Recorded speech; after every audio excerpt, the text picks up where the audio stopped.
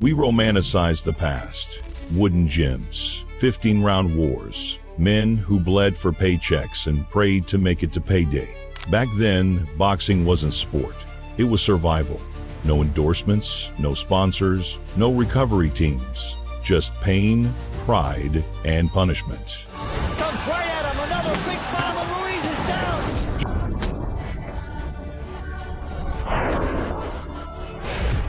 Tua came storming out, it's over. Today, fighters have science, strategy, strength coaches, cryo chambers. They fight for legacy and millions of dollars. But here's the real question. Can raw grit and madness defeat sports science and precision? Would Roberto Durán still walk through today's welterweights? Would Mayweather go untouched in the era of Jack Dempsey? Now what? There's that big left, and Willard's down. Forget the myths, because greatness doesn't age, but boxing has. Let's break down who would thrive in today's era and who would get left behind. The numbers don't lie. They tell a story of men who lived inside boxing rings. Sugar Ray Robinson, 1941, 10 professional fights. In 1 year, while most men worked factory jobs, Robinson was perfecting murder as an art form. Monthly, every opponent was a paycheck. Every victory kept the lights on. Henry Armstrong defended 3 world titles across different weight classes, not simultaneously holding them, actively defending them. Fighting in February as a featherweight, March as a lightweight, and April as a welterweight. The man's calendar looked like a war schedule. Rocky Marciano retired 49-0 with 43 knockouts. But here's the insane part. He fought 8 times in 1950 alone. And there he goes, a short right to the jaw, set down Casey Joe Walcott. 8 professional heavyweight fights, when one mistake meant brain damage or death. Compare that to today's elite. Terence Crawford fights once, maybe twice per year. Canelo Alvarez, boxing's biggest star, treats 2 fights annually like a marathon schedule. Tyson Fury disappears for months between bouts, citing mental health and recovery protocols. This wasn't just about money. Constant activity sharpened instincts to razor edges. Your timing stayed perfect because you never left fight mode. Conditioning built for 15-round wars because that's what paid the bills. These men lived in a permanent state of readiness. Modern fighters optimize for peak performance in singular moments. Old school fighters optimize for surviving endless wars. Rocky Marciano ran miles in work boots, through snow, uphill, then chopped wood for hours to build the relentless pressure that crushed heavyweight dreams. No heart rate monitors, no recovery science, just pure brutality. Roberto Durán sparred hundreds of rounds preparing for fights, not calculated sessions with headgear and safety protocols. Full contact wars where sparring partners left unconscious. Durán's gym was a gladiator pit where weakness got eliminated or hospitalized.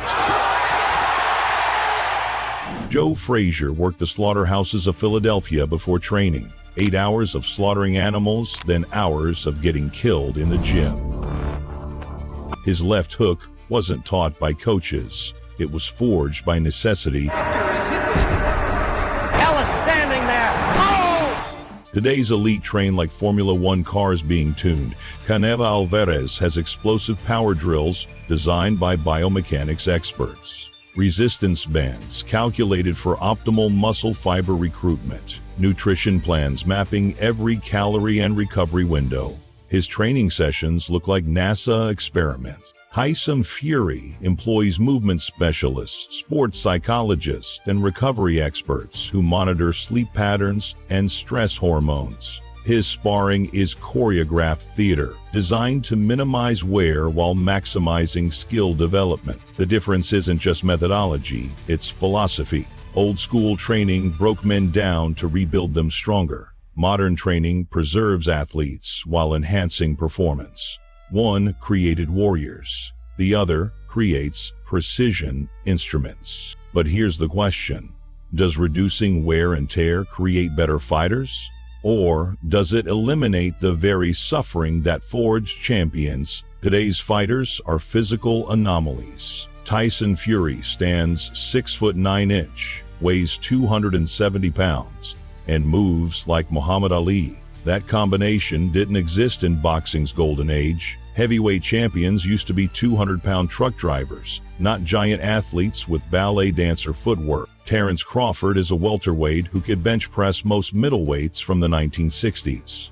His speed, power, and athleticism represent decades of sports science evolution. Canelo's explosive power comes from Olympic-level strength training that would have been impossible in Roberto Durán's era. But here's the reality check. Rocky Marciano was 5'10", 185 pounds, fighting heavyweights who towered over him. He retired undefeated not because he was the biggest or strongest, but because his will was unbreakable. Today's Marciano would be a small cruiserweight facing giants. Jack Dempsey trained in leather shoes and canvas shorts. No compression gear, no performance optimization, no genetic advantages from modern nutrition.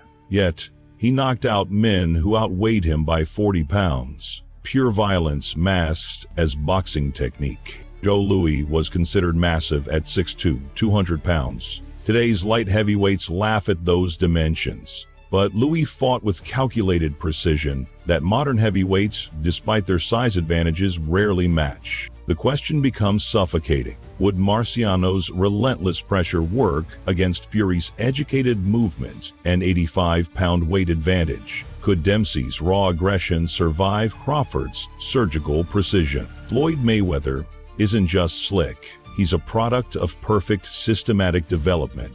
From childhood, Dempsey learned to fight in bar rooms and mining camps. One represents evolution, the other represents survival. Size and science have their limits, but they've never faced men who treated boxing like life or death. But here's what keeps boxing purists awake at night. Mayweather never faced a Roberto Durán who fought like a starving wolf. Fury never encountered a Marciano who treated every round like his children's next meal depended on it. Technique meets desperate hunger. Which philosophy wins? Clinical precision or relentless pressure that simply refuses to stop coming? Some legends transcend eras, others get left behind by evolution. Sugar Ray Robinson would absolutely demolish today's fighters. The perfect combination of old-school hunger and natural genius. His speed, boxing IQ, and adaptability weren't just ahead of his time, they were timeless. Robinson fought welterweights and light heavyweights with equal success because greatness has no weight limit. Today's specialized training would only amplify his gifts into something terrifying. Muhammad Ali would be an absolute beast in any era. He literally created the blueprint modern heavyweights still follow. His psychological warfare, footwork, and mid-fight adaptability turned boxing into performance art. Ali would study tape religiously, hire the best trainers money could buy, and dominate social media like he dominated opponents. The man who broke Sonny Liston's mind would feast on today's social platforms. Roberto Durán would terrorize today's welterweights into retirement. Pure violence wrapped in boxing technique. His inside fighting and bodywork broke opponents physically and mentally. Modern nutrition and recovery would transform Durán from nightmare into apocalypse. Today's fighters have never faced anything like Hands of Stone with scientific training, but some legends would struggle against evolution's cruel mathematics. Rocky Marciano possessed the heart of 10 champions trapped in a cruiserweight's body. Today's heavyweights are too big, too long, too educated. Marciano's relentless pressure demolished 200-pound plumbers. Against 250-pound athletes with perfect footwork, size becomes destiny. Jack Dempsey's savage aggression made him legendary when boxing was beautiful chaos. Today's defensive systems would neutralize his attacks before they landed. Modern fighters turn chaos into calculated opportunities, and calculated opportunities into systematic destruction. Joe Louis remains dangerous, but his flat-footed perfection would get exposed by today's movement specialists. Louis was methodical brilliance. Today's fighters are methodical brilliance with superior athleticism and decades of defensive evolution.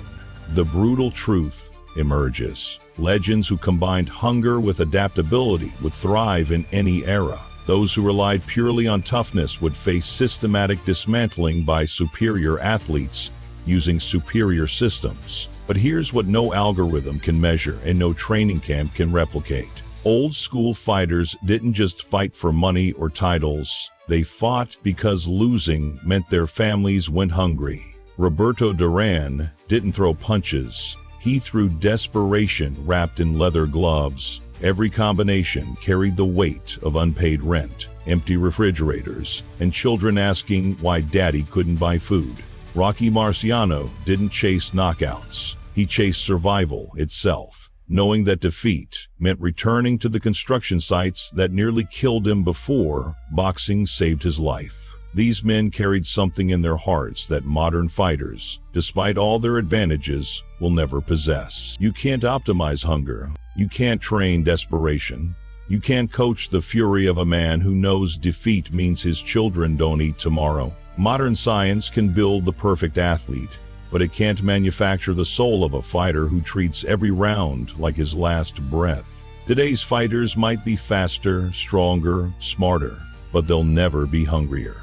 And sometimes, when everything else is equal, when technique meets technique and strength meets strength, hunger becomes the only currency that matters. Boxing isn't just sport wrapped in strategy. It's war disguised as entertainment, and old-school fighters weren't athletes competing for endorsements. They were survivors fighting for their very existence. And that desperation created something beautiful and terrible that no amount of science can recreate.